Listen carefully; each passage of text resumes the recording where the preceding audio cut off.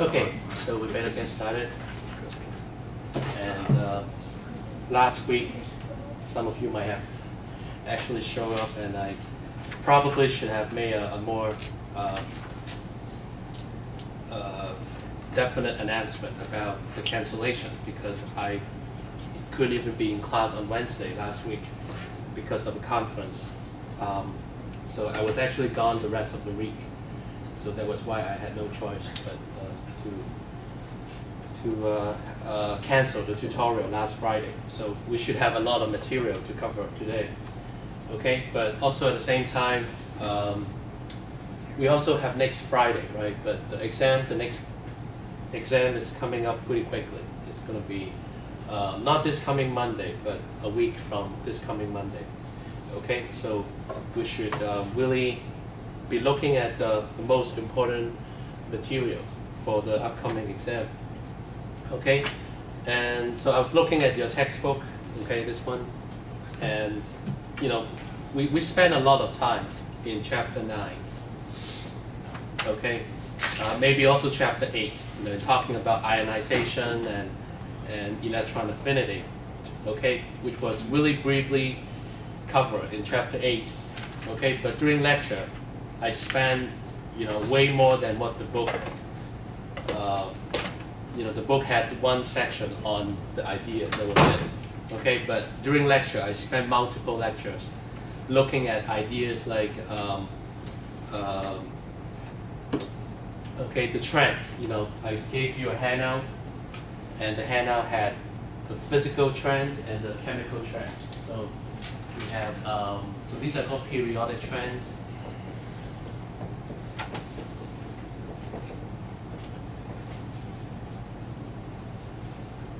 Okay, I mean, if we have to spend time looking at every individual chemical element, and you know, we don't have really that many elements to begin with, okay, all we're looking at are, you know, just over 100 chemical elements.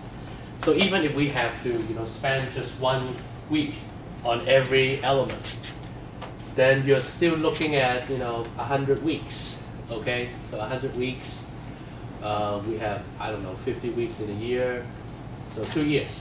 All it takes is 2 years to learn all the chemistry, okay? But why are we trying to spend only 1 semester looking at all the elements on the periodic table? Well, that's because of this idea that the elements are somewhat related to each other. So we don't need to spend, you know, 2 years just to cover every single element on the periodic table. And I try to stress this idea as much as possible, okay? And I don't know how much you're getting it, but I, you know, try to the hardest I can to stress this idea during lecture that, okay, the elements are really related. I mean, they don't relate. I mean, you cannot just relate them by names, okay? And they don't even relate by symbol, okay? By you know, the alphabet symbol we assign to every element. But they're related by what? They're related by their positions on the periodic table, okay? So this is called periodic trends. So if you can sketch a periodic table, okay, like this, then you should know, okay, the elements, you know, in the same group, they share something in common, okay? And the elements across, I mean, that are situated across the same row on the periodic table, they also share something in common. So that's about the only thing that I've been emphasizing over the past, you know, 2 to 3 weeks, okay? So these are called periodic trends. So there are always 2 trends, you know, one going from top to bottom, okay? And you got to be careful here when you are answering test questions, because sometimes the trend may ask you to describe what is from bottom to top. Okay, beginning with this element here, describe the trend in something. Okay, so you got to be careful looking at the test question. But typically, you'll be asked to describe from top to bottom, and you'll be asked to describe from left to right. So beginning with the element in group 1. okay, discuss the trend in certain property, okay, going from left to right on the same row of the periodic table. So these are certainly things that you're expected to know by the time you take the next exam. Okay, so like I said, periodic trends, there are some being described in chapter 8, okay, like ionization energy and electron affinity. But I think the most important trend, which is the ones in electronegativity, is actually in chapter 9.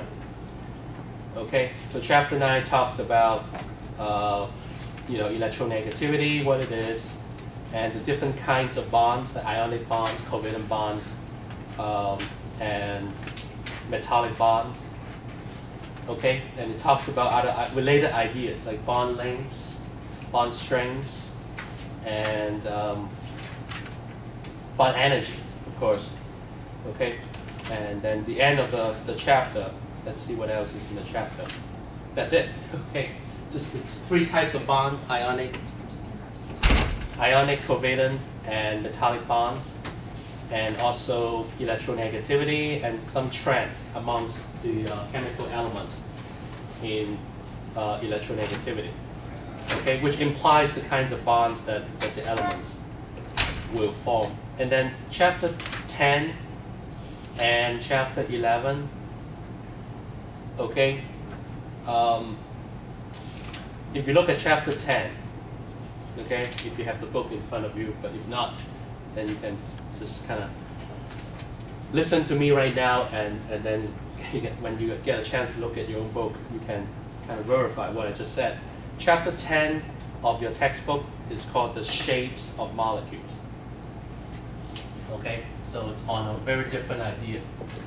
It's on the shapes of molecules.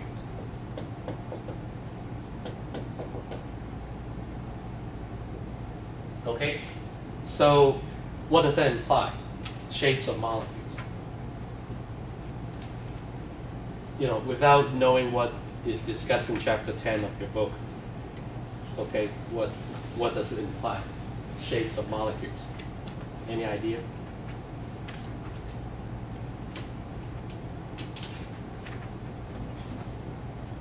Chapter 10 is actually a very short chapter. It's only a handful of pages. Okay, but what is it talking about here? Shapes of molecules.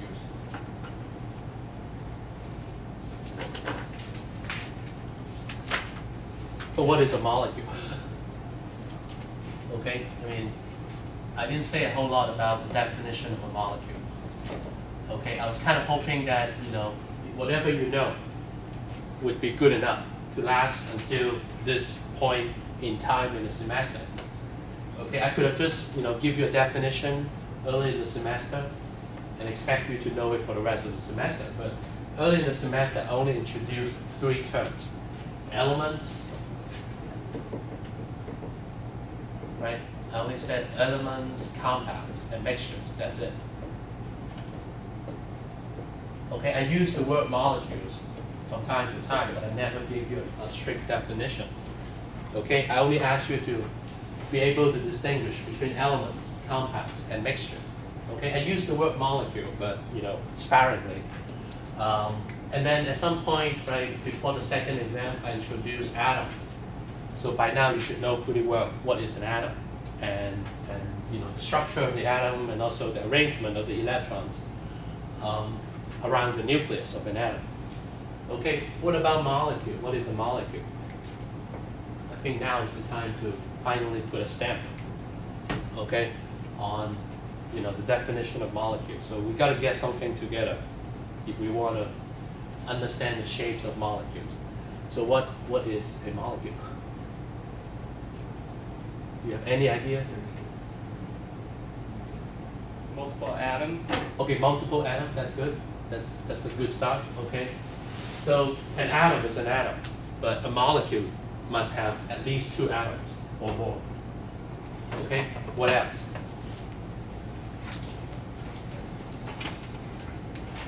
What do you know about these atoms? So now you have 2 atoms. They're going to form a molecule. Okay. So what do we know about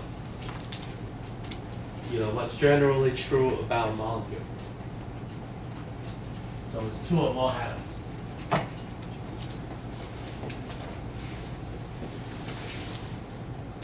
So it must consist of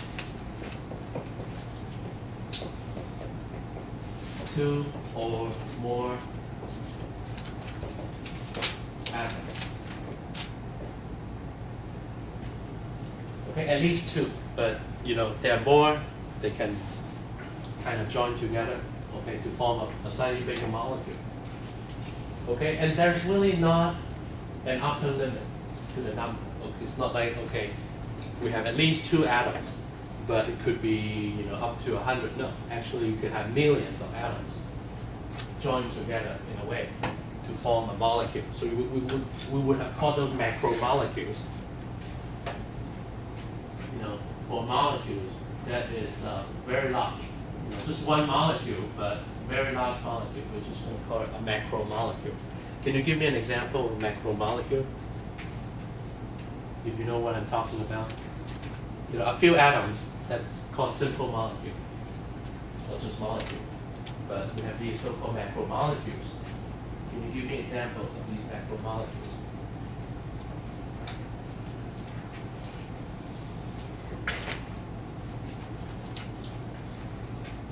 What about DNA strand?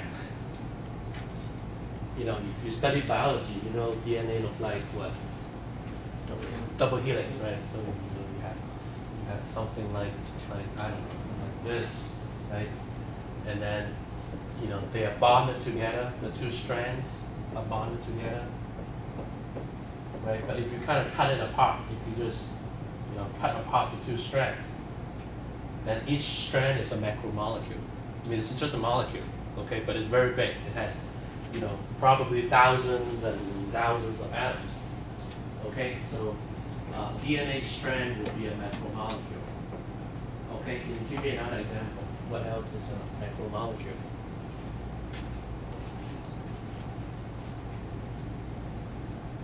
Carbohydrate? Sugar, yeah. You could make pretty large sugars. We call these polysaccharides. Yeah, polysaccharides, that's right. You could have just one sugar molecule, but it's huge because it's a polymer, right? You have many of the monomer units. I mean, we haven't had a chance in this class to talk about polymers, okay? But the idea is, you know, you make a molecule, you know, as small as something like C2H6. Okay, so you have no, actually C2H4. Sorry, C2H4. Okay, so this is a molecule which is C2H4. Okay, so what I'm going to do is, let's see. Let me draw it slightly differently. So let me put the two hydrogens down here. Okay, so I have a double bond between the two carbon and then hydrogens everywhere else. Okay, this is called C2H4. It's called ETHEN, ethene. This is the ethene molecule. So it is a molecule, a small molecule. But it's also known as a monomer, M-O-N-O-M-E-R. It's a monomer because it is the building block of a polymer. So if we have another C2H4 molecule here, right? You have another C2H4 and maybe another one. But what's going to happen? Well, if you can initiate a chemical reaction, you can actually break this bond here, okay? And put the two electrons on the side, and likewise, put the two electrons on the side, okay? And then these two electrons can be a single bond. This two can be a single bond. So you start building your polymer. So you start with a monomer, right? Just one unit, monomer. And then if you have multiple monomers, you could build a polymer. Okay, so polysaccharide obviously is a polymer. Okay, polypeptide, which is just multiple amino acids, is also an example of a polymer, which is also a macromolecule. Right? As soon as the number of atoms in the molecule exceed a certain big number. I mean, I guess something like 1,000 atoms joined together to form a molecule. I mean, that would be considered pretty big. I mean, there's not a strict definition, but you know, as long as you have lots of atoms joined together to form one single molecule, that molecule is usually being called a macromolecule. So macromolecules are usually polymers because it's very easy. You know, just get like a mole of these monomers together, have them all bond together. You know, obviously you end up with a very large molecule, okay, which is also a polymer. But going back to the definition of a molecule, the only thing I know so far is that a molecule must consist of 2 or more atoms. Can you be more specific about these molecules? What else can you, I mean, what other characteristics can you specify? Can you know, put down on, you know, on a piece of paper that will kind of define what a molecule is? So 2 or more atoms, I agree, that's a basic feature of a molecule. But what else? What else is true? There's only one more thing, actually, I'm looking for. I mean, it's almost too obvious. It's almost too trivial. Yeah. Bonded. Yeah, they're bonded. Okay, I mean, if you put 2 atoms together and they're not bonded, okay, that's just 2 atoms, right?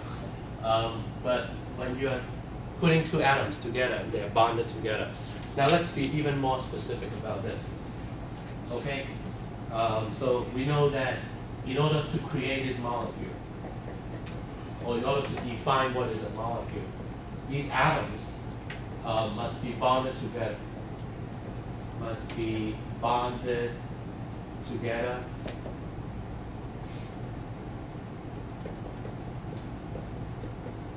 Can you complete the sentence? Give me an adverb.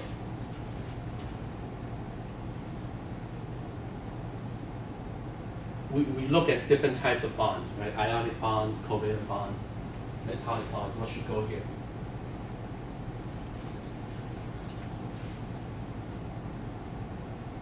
Is it ionic? Covalent. No. Okay. Metallic? Probably not. So it has to be covalent. Okay, right? You agree? You all agree? Okay. So the missing word here is that they must be bonded together covalently.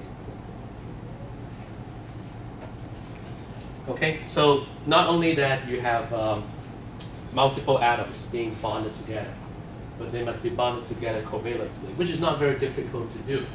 Right? If you understand what I said in lecture about covalent bonds, all it takes for a covalent bond to form is you have 2 atoms, right? Each atom would have a nucleus, okay?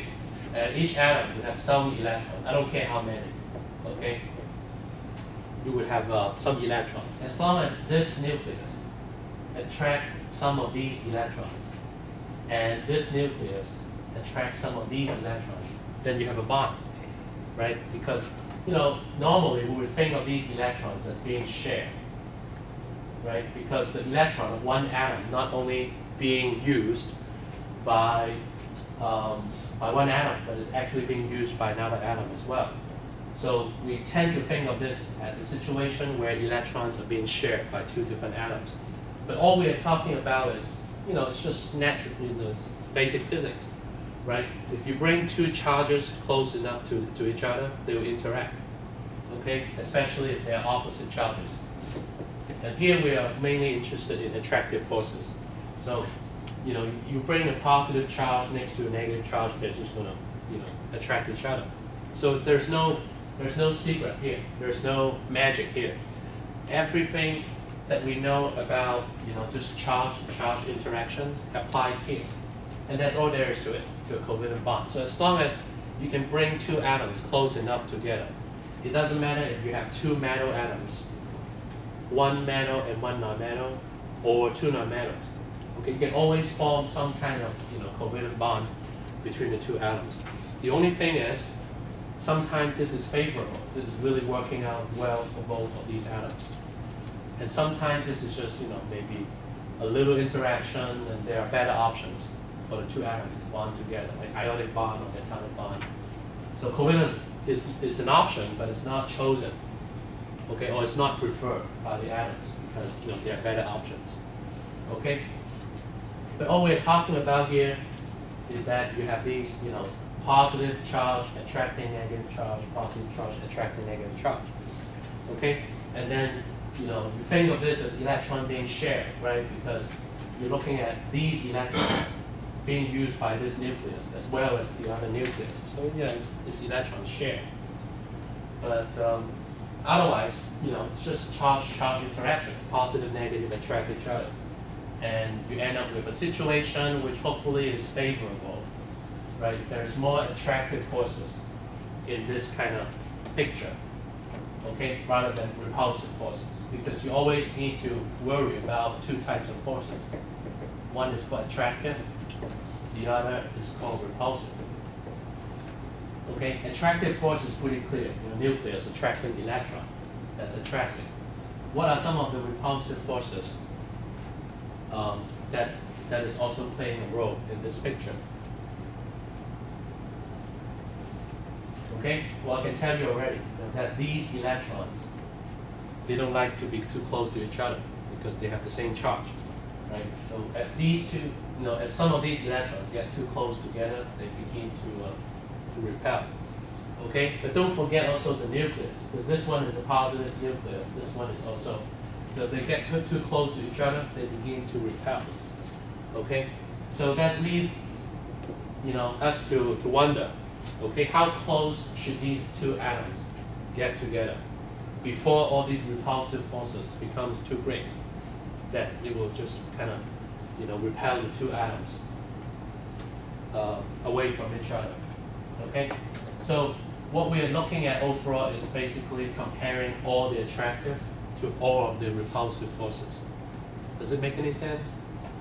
I mean, at the same time, the two atoms like to get together because, there's sufficient attractive force, okay, going on. But at the same time, the two atoms are getting too close together. Then the repulsive forces begin to, take part, and so the two atoms will want to get away from each other. Okay, so there's got to be some kind of an equilibrium between the two, between attractive and repulsive. Okay, so as long as, I guess the main message is, as long as the two atoms get close enough together, but not too close. Okay, too close, then they begin to repel. But if you have two atoms, they you bring them together, and somehow they kind of find their own distance between them, and as long as there's enough attractive force to keep them together, but not enough repulsive force to bring them apart, then you have a situation which is called covalent bond. Okay, ionic bond is very different. Ionic bond is totally not the same as this. Okay, and metallic bond is also completely different.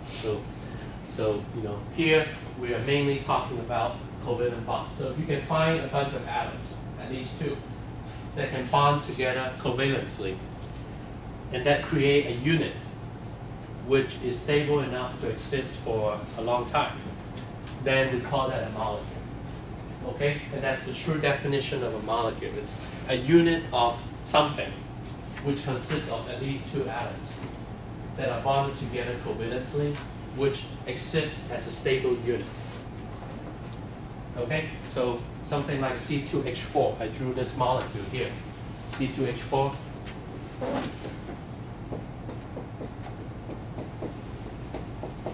Okay, so this is called ethene. This is C2H4. It is a stable molecule. In fact, you can buy this molecule. Just go up to a chemical company and you say, okay, I want to buy a jar of ethene. Okay, if you bring enough money, that someone will sell it to you. Okay, these are stable molecules that you can actually carry home and do whatever you need to do with these molecules, because there's not much you can do. I mean, you can burn it, but it would not be as effective as if you burn something like methane. Okay, methane is CH4. This is being used as natural gas. This is much more effective as a fuel than this guy, but you can burn it. You get some heat. You can use it for cooking or whatever you need to do with the heat. So you can burn it, but that's about it. Unless you have a lab at home and you want to do some chemical reactions to make some useful products with this chemical. Otherwise, this is just a stable molecule, which unless you react it with something else, otherwise it's just a stable molecule. by itself. Okay, so chapter 10 of your textbook with the title Shapes of Molecules, obviously, this molecule is not two-dimensional. Okay, I mean, it may end up being two-dimensional, but it's not because I have limitation in terms of, representing the molecule. I mean, I have to represent it on a two-dimensional space because that's the way, we draw things, right? We draw things on a piece of paper, and we don't have, the technology is getting there. It's getting very, very close, close enough for us to be, drawing molecules, using three-dimensional capability. Okay, the only reason that you have to represent it using a Lewis structure, this is what we call a Lewis structure, is because during the time when Lewis proposed these structures, there was no computer. Okay, all he had was what, papers and pen. That's it. Okay, so he had no choice but to represent three-dimensional, fundamentally three-dimensional objects using a two-dimensional representation. Okay, which is called Lewis structure. In honor of that guy Lewis, who first proposed using these structures to represent molecules. But this guy, there's no reason for this guy to be two-dimensional. Okay, most molecules are 3D, right? I mean, unless you're only two atoms joined together, then just them joining together. Okay, but if you have 3 atoms, 4 atoms, 5 atoms, there's no reason for all 5 atoms to give you an overall object which is only two-dimensional. Okay, so that's why it kind of makes sense for us to look at the shapes of molecules. Okay, whatever the three-dimensional shape is, if we can describe it in a way, okay, that would be really helpful because shapes of molecules implies what? Reactivity, as for one, right? Depending on where the atoms are found in a three-dimensional space, it implies some of them are more reactive, some of them are less reactive. And when the chemical reaction occurs, which atoms will come up, which atom or which bond is supposed to be broken? That has everything to do with the shape of the molecule. Okay, I mean, just look at yourself. You have a certain shape. You assume a certain shape, and it gives you certain properties that you would not have, right? Or that you would otherwise not have, if you or had you assume a very different shape. Okay, I don't know if that makes complete sense to you or not, but size matters, right? As far as molecules, size and shape, they both matter a lot when it comes to talking about the property or the properties of these simple molecules or even the macromolecules that we discussed earlier. Okay, so that's why you see a chapter, chapter 10 of your book, which is just one entire chapter discussing the different shapes of molecules. Okay, I don't think I'm going to spend a whole lot of time during lecture to talk about chapter 10 because there's really not much to talk about. Okay, yes, I mean there are some basic facts you need to know, and we can even talk about those during the rest of the tutorial today, if you would like to hear them. Okay, but there are some very basic facts about how different molecules assume different shapes. Okay, which boils down to just one idea, which is called VSEPR. So I guess we are a little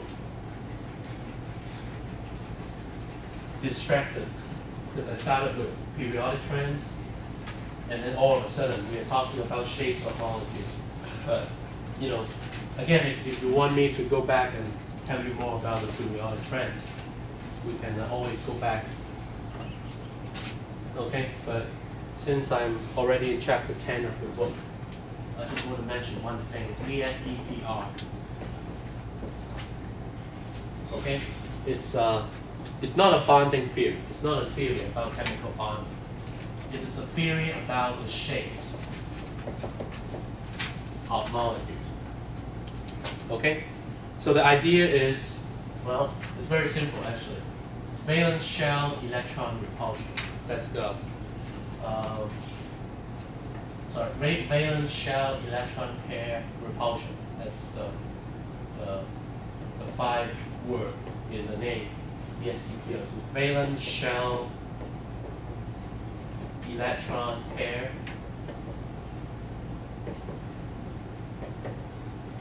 repulsion. So valence shell electron pair repulsion. VSEPR. VSEPR. So what this is saying is actually pretty simple. So let's say you have CH4. Okay, the molecule CH4, which has a carbon in the middle and some hydrogens surrounding the carbon. Okay, and there's 4 single bonds, each one between the carbon and the hydrogen, and one of the hydrogens. Okay, so what is this theory saying? VSEPR. This is saying something very simple. That, okay, here's a pair of electrons, right? Every single bond is a pair of electrons. So you have a pair of electron here, a pair of electron here, a pair of electron here, and also a pair of electron over here. So these electron pairs, they are going to repel because they all have the same charge, electrons, okay? The same charge. So this pair, this pair, this pair, this pair, they all like to spread as far apart as possible. Okay, so this guy, like to be way over here, this guy way over here, this guy, and this guy. Okay, so these electron pairs, they want to be separated as far apart as possible.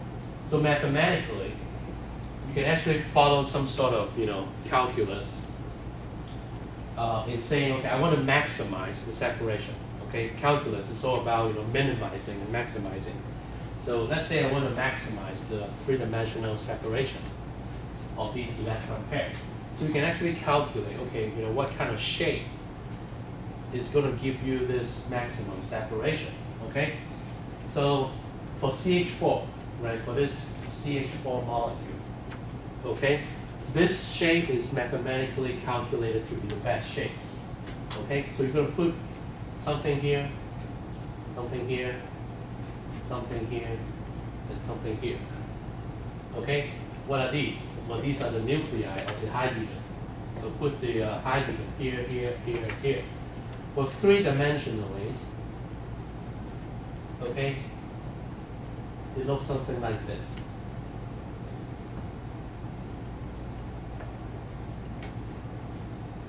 So I'm not a very good artist, but I hope you can kind of see what's going on. Okay?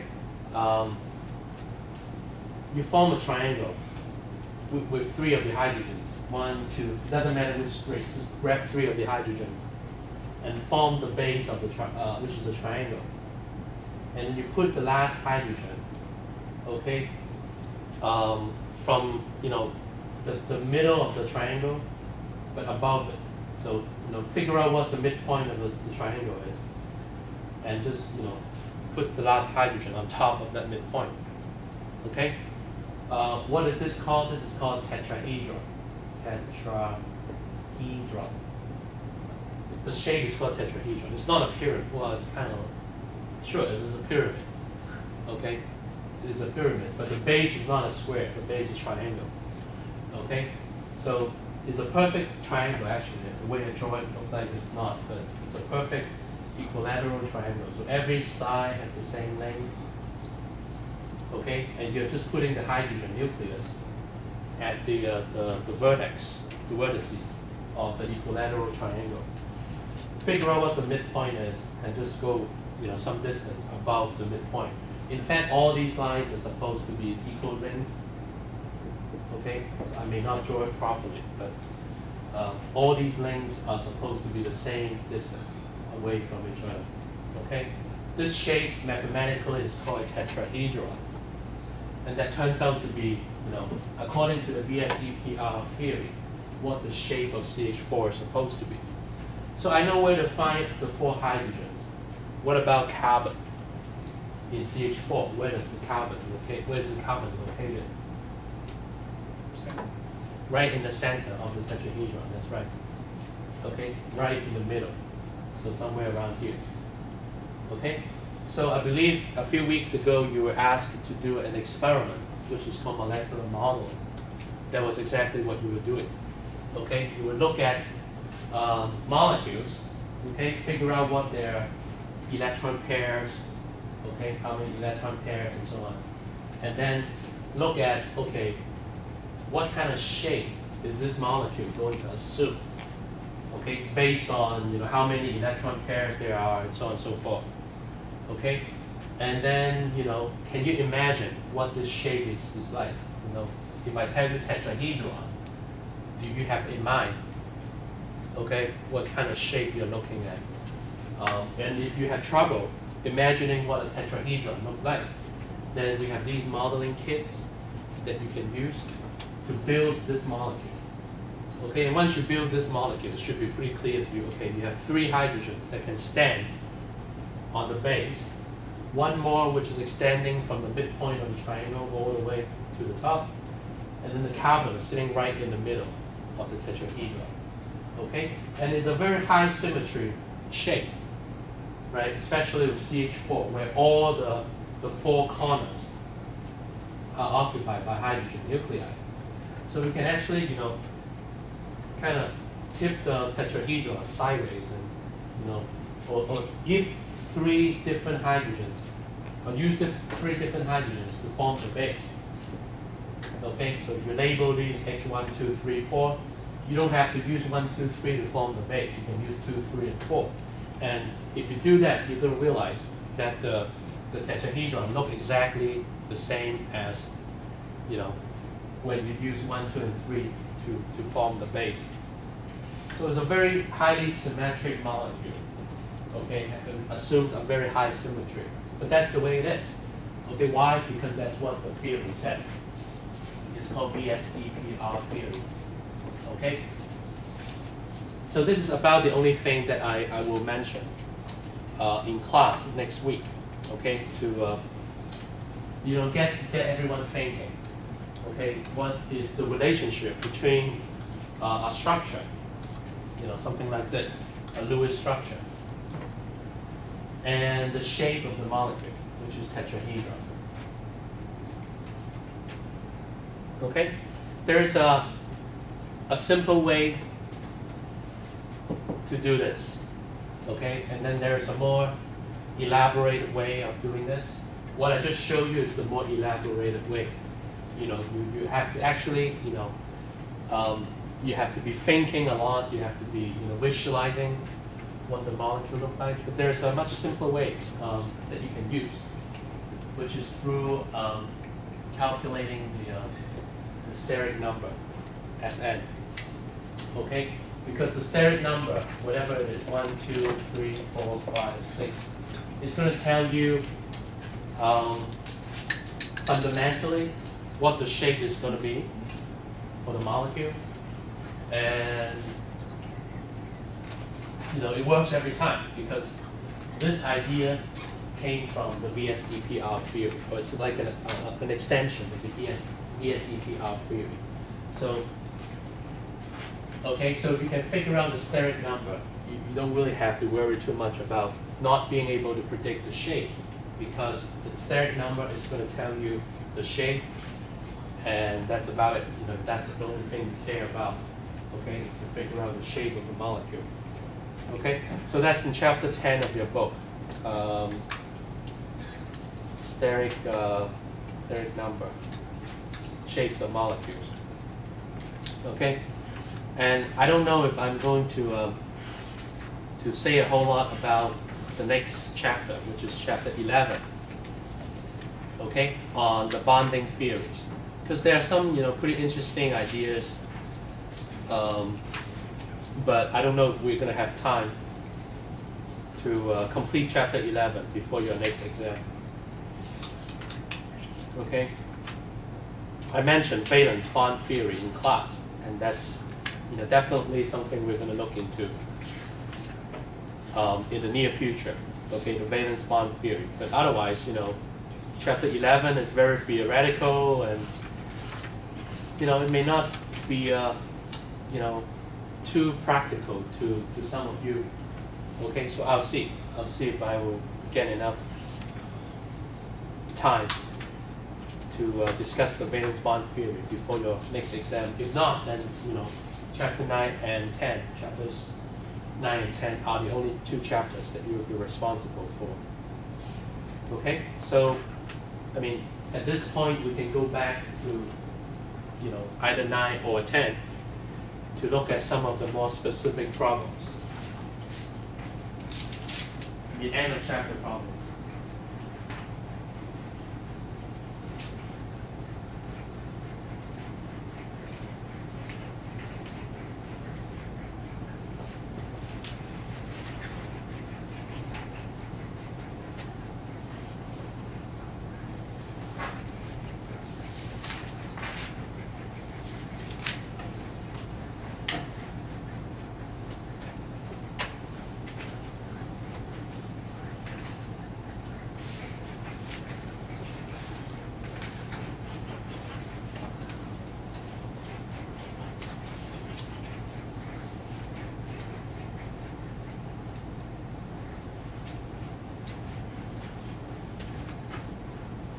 Okay, so maybe we can go back to chapter 9. And I know maybe very few of you actually has a textbook in front of you. I'll just maybe select a few of these problems and see if we can do it. Okay, so let me begin with, let me see what I have, what's in the book.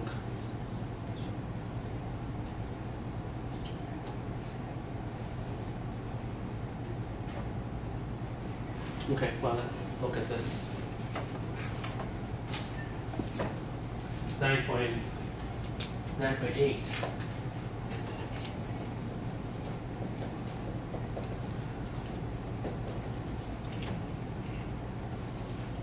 Okay, which I believe it was assigned to you as an online homework problem. But anyway, so it's basically what, O3, MgCl2, and BrO2. Okay? And your job is to figure out if the bond is going to be ionic, covalent, or primarily metallic. Okay? So look at, you know, O3. Is it ionic, covalent, or metallic? Okay? And likewise, look at MgCl2. Is the bond going to be ionic, covalent, or metallic? And same thing with BrO2. So let's begin with O3. Okay, see if we can figure out what's going on here. Okay, O3. Right? O3. I mean, what do you know about O3? See O3 over here. Right, O3 is called ozone. It's O-Z-O-N-E. It's called ozone, which is a molecule actually that is found in the stratosphere. There's a high concentration of ozone in the stratosphere. It's not found, hopefully, on the planet's surface. So let's say this is Earth. Right? You know the atmosphere is kind of, you know, like this. This is the atmosphere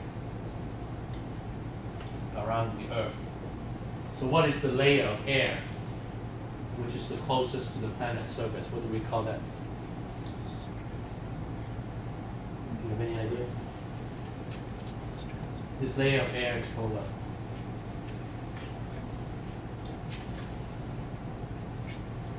T.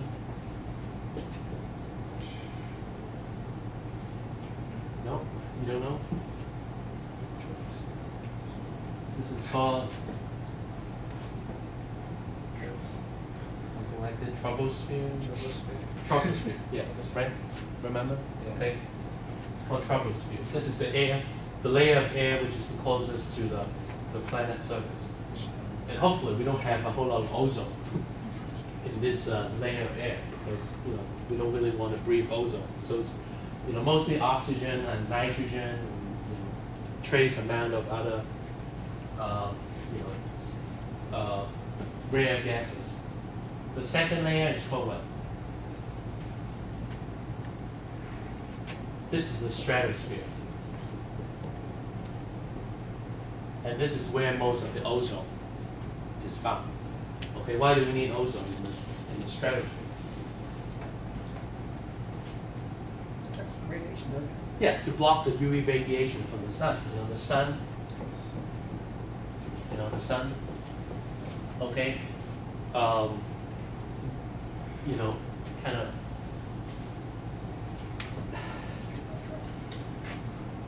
The sun has chemical reactions. The nuclear fusion or something.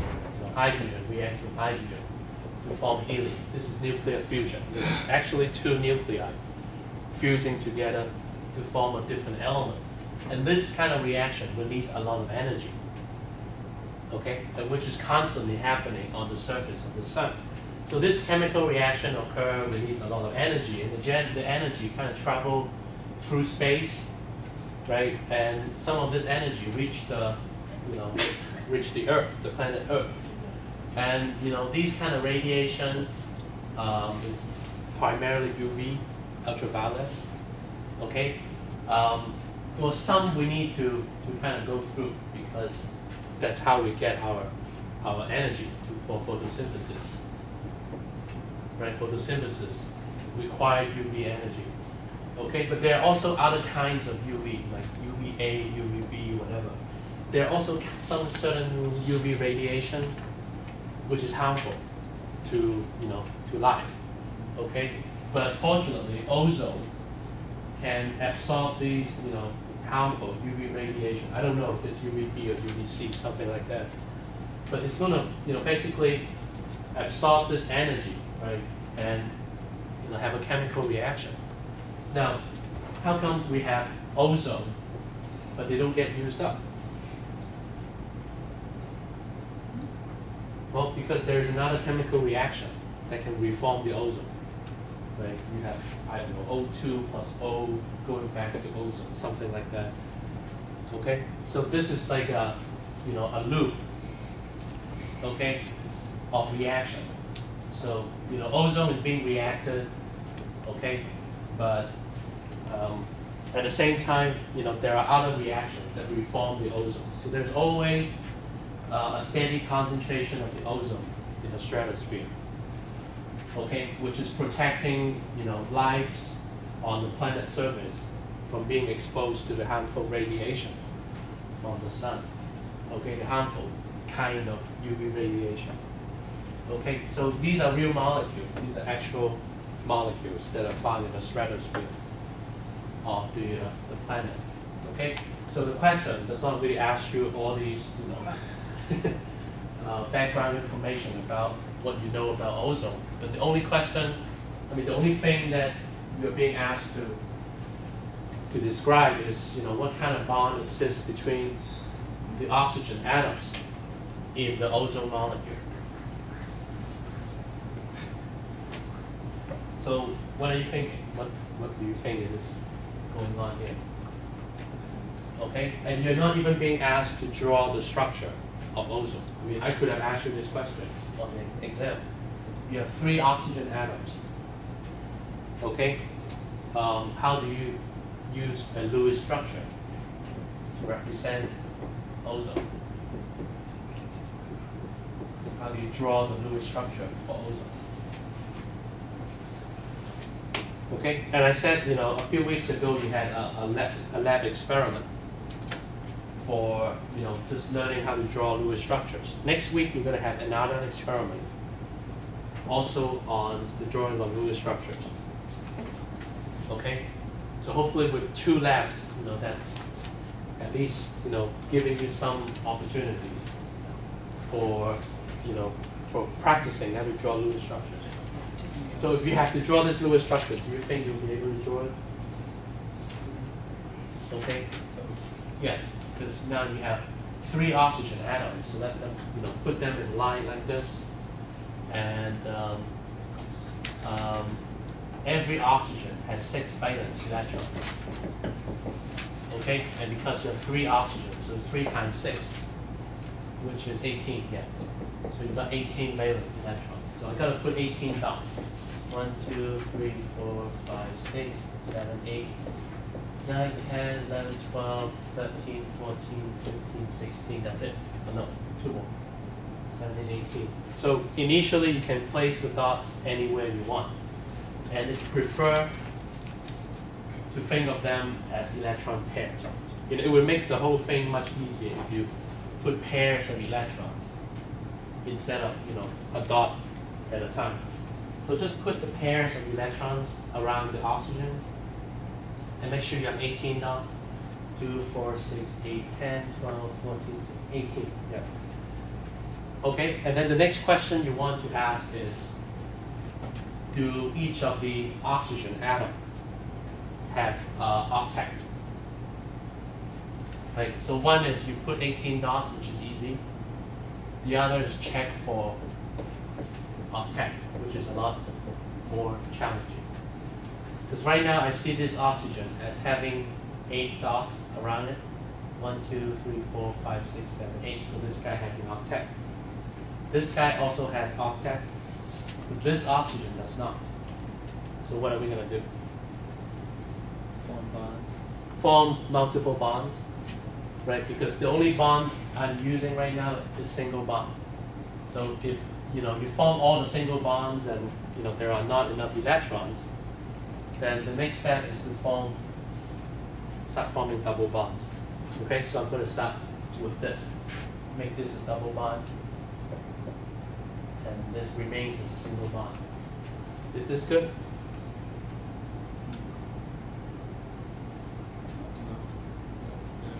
Right, 2, 4, 6, 8. The double bond has 4 electrons.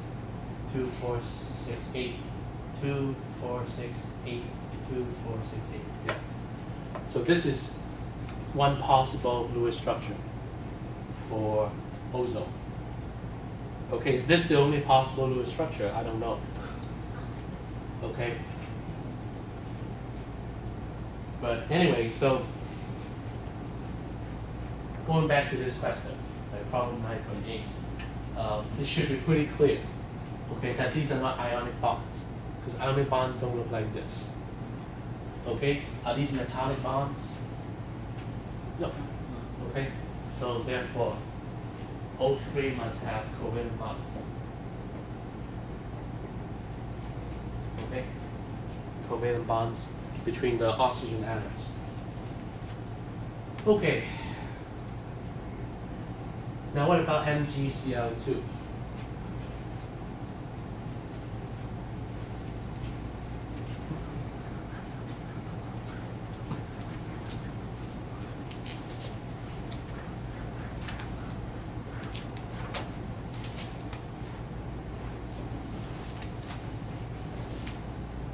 Okay, what about MgCl2?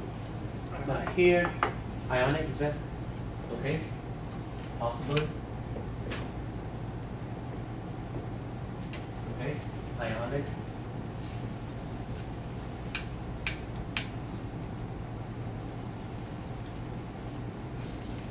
Okay, here I would recommend doing this. Looking up the electronegativity of Mg and looking up the electronegativity of chlorine. And calculate these two. Calculate the difference in electronegativity and also calculate the average. Okay? Well, why do I want to do this? Well, because you want to be sure, okay, that you know exactly what kind of bond is formed between Mg and Cl. Okay? So in this case, you just look up the electronegativity of magnesium, which is, let me see. 1.2. 1.2? Okay. And the electronegativity of chlorine is, okay, don't double count, okay, even though it's Cl2. All I'm interested in is, know, what's going on between Mg and Cl. So just give me Cl. Don't multiply by 2.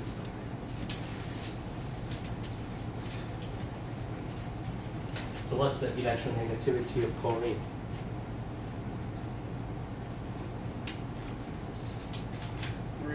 Three, yeah, I think so.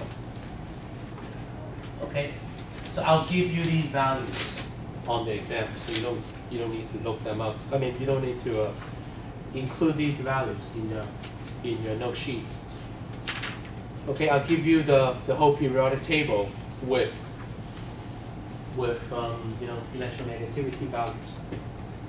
Okay, so knowing that Mg is 1.2 and Cl is 3, what is the difference between the two? 1.8. Yeah, that's pretty simple, right? 1.8. The average, 2.1. 2.1, okay, something like that. All right, so now we need to kind of look at the triangle. Right, remember, the ionic bond is here, or the ionic compounds, I should say, ionic compound. Covalent and metallic compounds. Okay, they're situated at 3 different corners or vertices of the triangle. Here, going from here to here, okay, we're mainly looking at, I guess, let me see, the difference in electronegativity, and going from here to here, we're looking at the average electronegativity, right?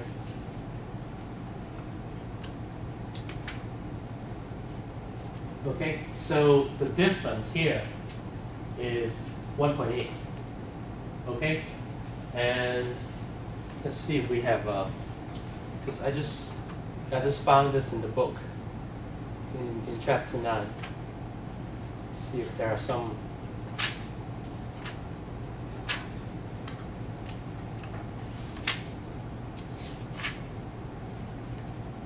Nope, it's just,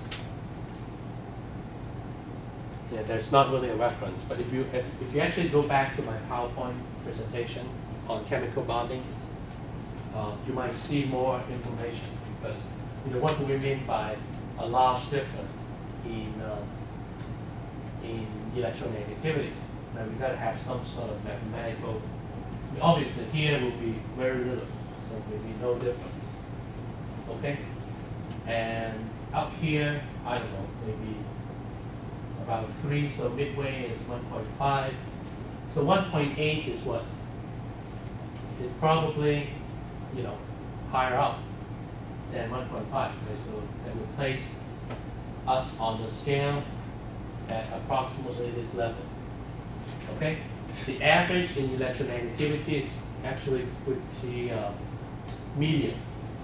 Right here is probably 0.0, and over here could be up to, I don't know, 4 or 3.5, pretty high. So midway is 2. Okay, 2.1 will put us pretty much right in the middle of the scale. Okay, so we're looking at a point over here on the diagram. Okay, which indicates what? Well, this point is a lot closer to the ionic, right, than being covalent or metallic. Okay, so I guess the initial hypothesis is correct. Okay, MgCl2 is expected to be an ionic compound. Okay, which means what? Which means that it doesn't make any sense for you to be drawing something like this. Okay, it makes no sense, because now you are saying this is a covalent bond. Okay, so if you have to draw MgCl2, what are you going to draw? Let me ask you this. I'm not going to ask you to answer this on the exam, but if you have to draw the MgCl2, what are you going to draw?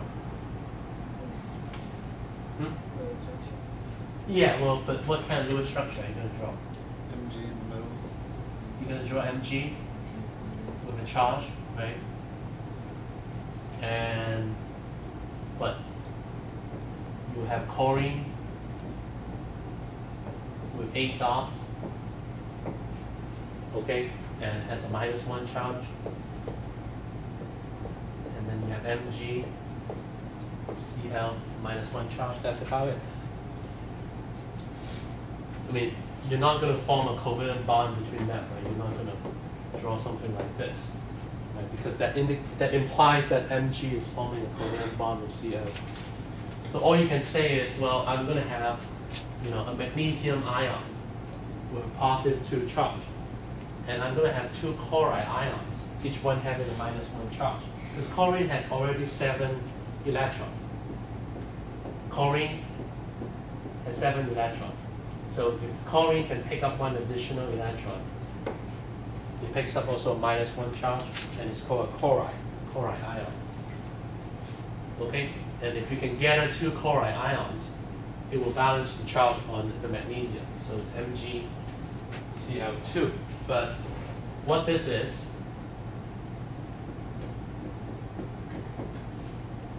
basically saying that MgCl2 being an ionic compound, it would assume some sort of crystal structure.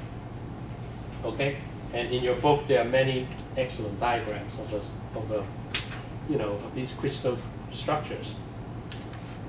Okay? And maybe I'll bring this to class on Monday. Because all this is that, the chloride, there's another chloride. Okay? And many more,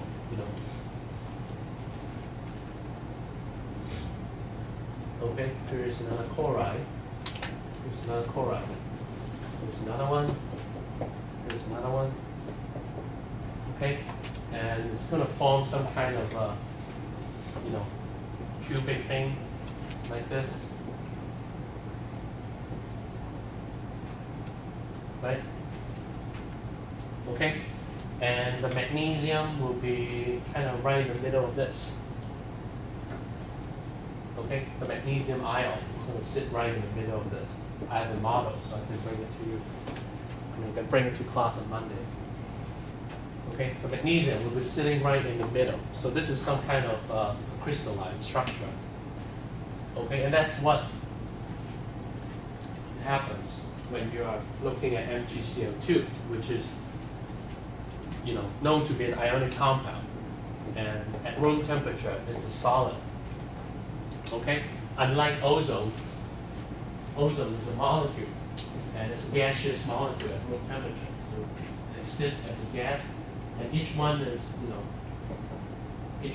the ozone molecule. Okay? Here, MgCl2 is just the simplest ratio of 2 elements, right? It's 1 to 2. But you can easily scale it up to 1 mole to 2 mole. It doesn't have to be 1 to 2. It could be 1 mole to 2 mole. So you're looking at 1 mole of magnesium that exists amongst 2 moles of chloride. Okay, and it assumes some kind of crystal structure, which basically gives you the solid. Okay, and MgCl2 is a solid at room temperature. Okay, so I mean, again, answering the question is, does not really take you a long time, I guess you want to say it like this.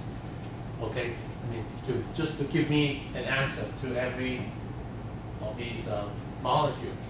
Okay, all you need to think about, maybe you need to calculate a little bit and think about, metal, non-metal versus 2 non-metal, something like that. But there's actually a lot going on, which I hope you are curious enough to think about. So like MgCl2 is a solid at room temperature, and it's going to assume a crystal structure.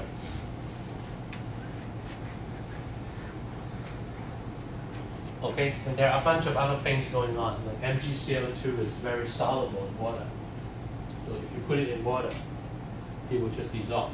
Okay, why? Because the water molecule tends to pull these ions away from each other.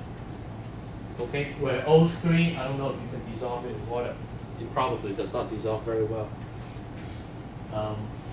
Last but not least, what about BrO2? What kind of bond is formed between Br and O? Okay, so let's figure it out. Okay, I think we all have seen that in class already. It's 3.5 electronegativity. What about Br?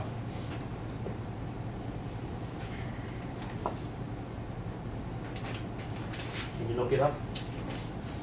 For those of you who have the means to look it up. 2.8. 2.8? Sounds about right. Okay, so what is the difference in electronegativity? 0.7. Oh, okay, 0.7, right? The average electronegativity.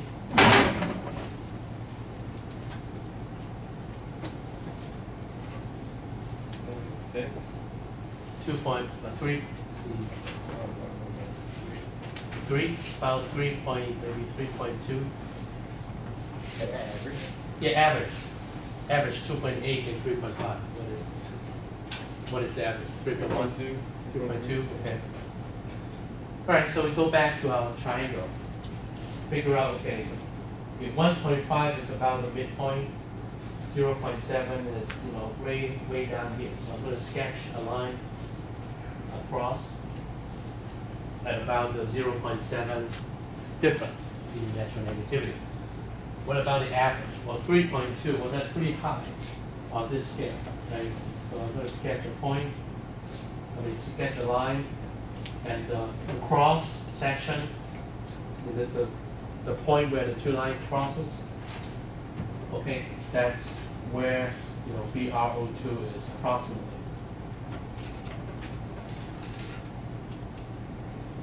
So what would you say about this compound? Is it more like an ionic compound, covalent? Definitely covalent. Yeah, I would definitely agree that it's more covalent than this guy right here, MgCl2, which is more ionic than BrO2. So let's put covalent next to BrO2, and that's our final answer. Okay, so BrO2 is going to be a covalent compound. And if you try to draw the Lewis structure, okay, you may be able to come up with something for BrO2. Or if I ask you to draw the Lewis structure, then you would definitely have to know how to draw the Lewis structure. Okay, so this is one problem from your book.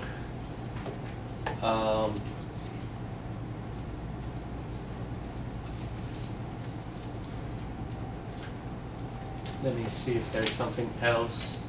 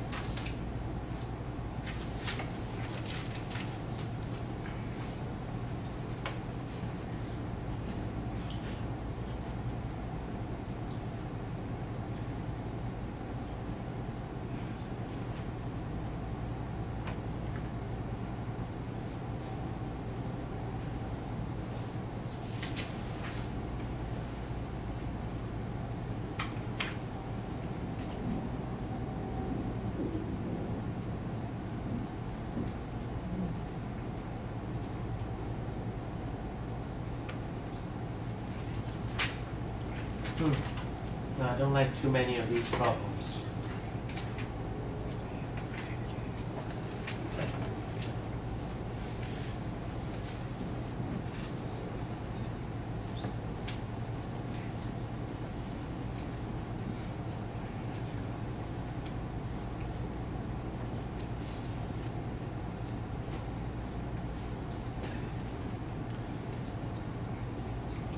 And maybe this one.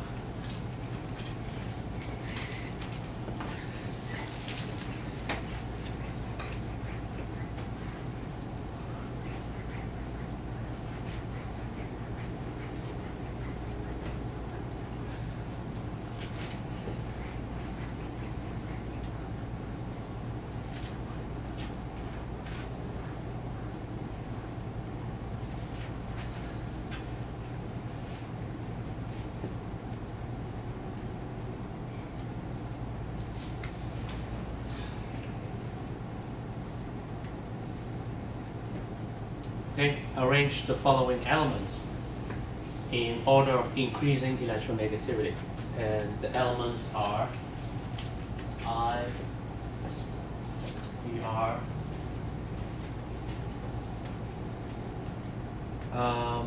N, CA, H, and F.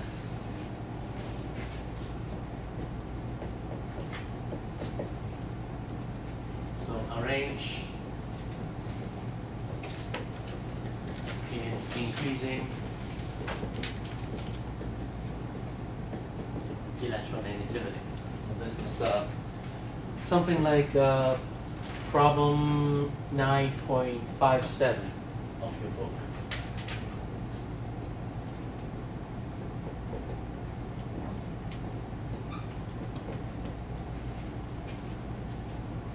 Did I say 9.57?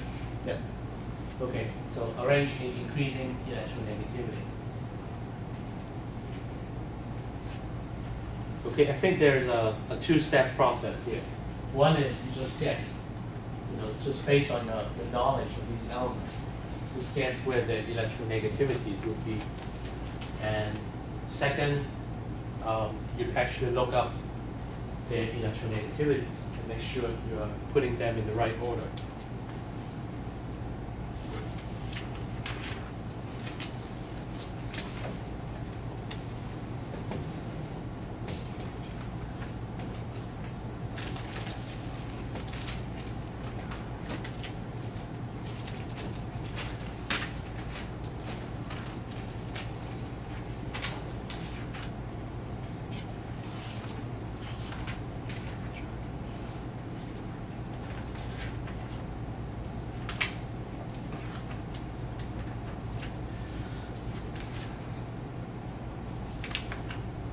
Okay, so which of these elements do you think should have the highest electronegativity?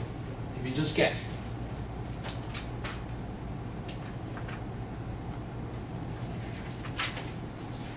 Fluorine. Just, Fluorine, okay. We'll put fluorine, Yeah, right, highest, right. yeah, highest. So put fluorine right at the very last, because fluorine is expected to be the highest in electronegativity, EN. And lowest will be over here. Okay, so you put fluorine right at the very high end of the EN scale. Okay, can you put one of these elements on the left?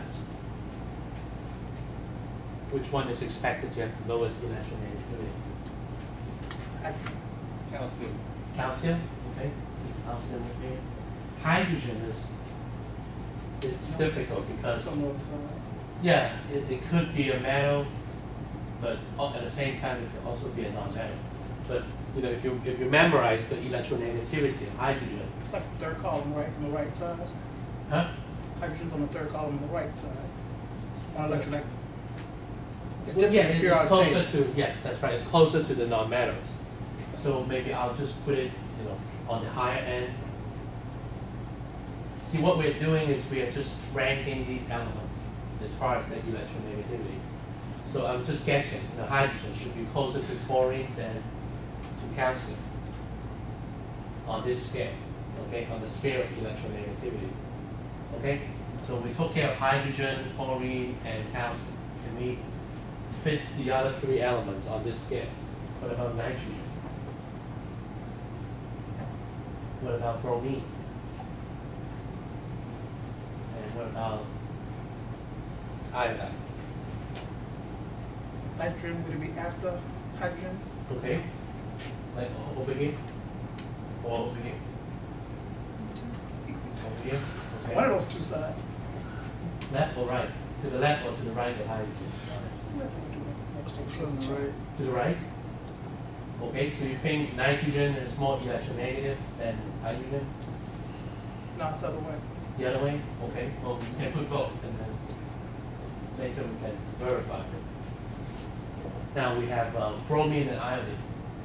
Iodine. Okay? And let's fit them in here. But which one go first? Which one go next? Iodine go first? Okay. Why? It's lower. Yeah, it's lower on the periodic table.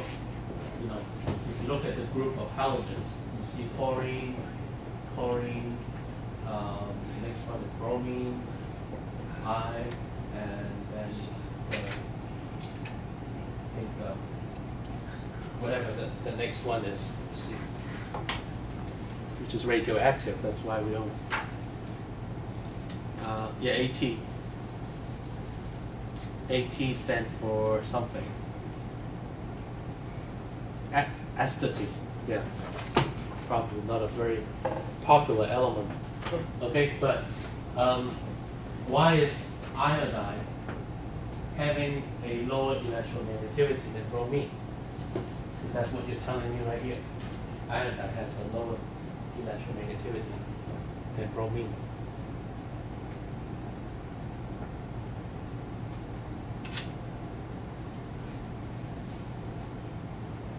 Because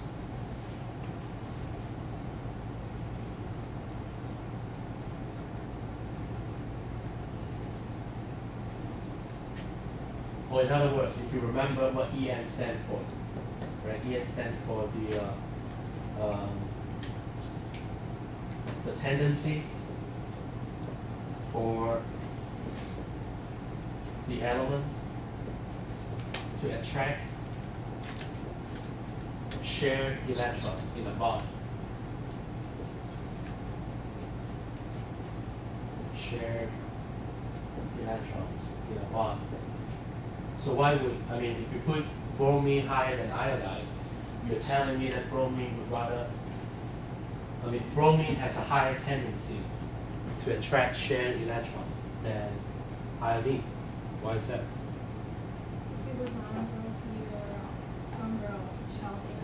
Mm-hmm. You get further away from it. That's right. That's right. That's probably the most direct explanation, right? Because you know I is right below Br, so bromine has the valence electrons. I don't know, in the third or fourth energy level, and this one must have another shell, right? Iodine must have another shell. So you're talking about what? Well, you're talking about the nucleus attracting the shared electrons. Well, the outer electrons of iodine are farther away than the outer electrons of bromine. Okay, so the nucleus of iodine, which is sitting right here, you know, and the valence electrons of iodine are sitting out there.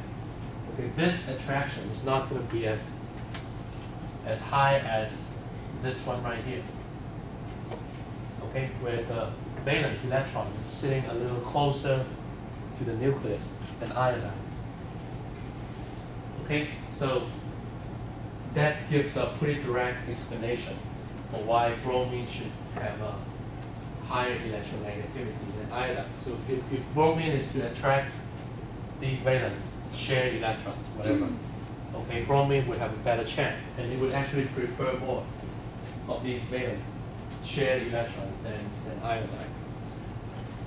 Okay, so I mean, when you decide on these, you know, electronegativity, there are, in general, two things that I would definitely consider. One is, you know, whether you have metal and non-metal, and the next, you know, is going to be, you know, size and I guess the number of energy shells.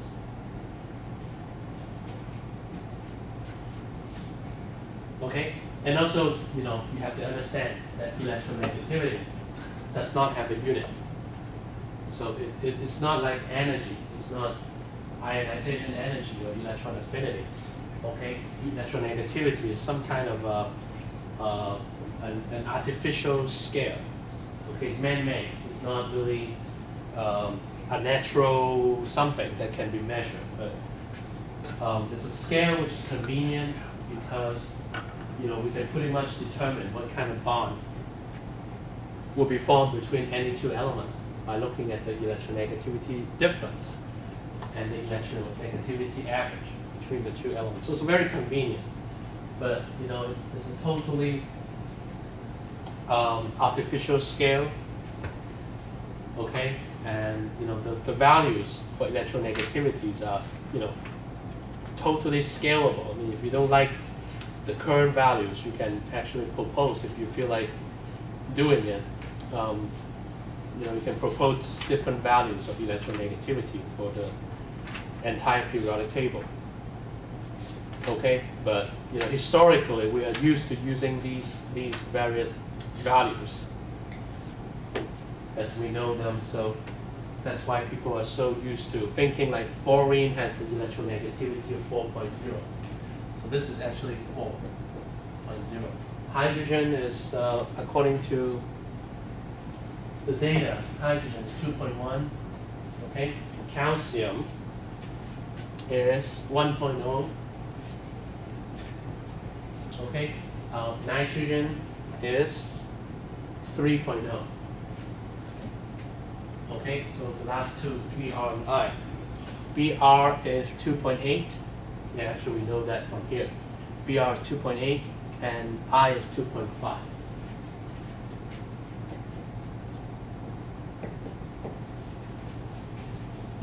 Okay, so basically we need to revise this a little bit, right? We definitely should put the nitrogen on top of hydrogen. But nitrogen is also on top of both of the halogens.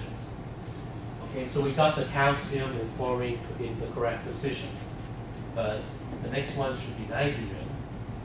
And then you've got bromine, you've got iodine, and then finally hydrogen.